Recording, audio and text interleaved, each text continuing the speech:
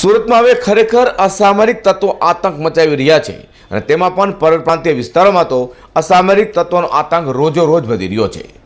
ડિંડોલીના Rami park વિસ્તારમાં અસામરિક તત્વોએ મચાવેલો આતંક હાલ સીસીટીવીમાં કેદ થવા પામ્યો છે, જેને લઈને પોલીસની નાઇટ પેટ્રોલિંગ સામે પણ અનેકો સવાલ ઊભા થઈ રહ્યા છે।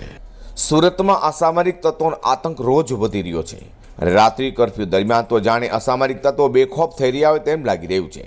ત્યારે ફરી પરપ્રાંતીય વિસ્તારમાં એવા ડિંડોલીમાં આવા તત્વોએ મચાવેલા આતંકના સીસીટીવી સામે આવ્યા છે।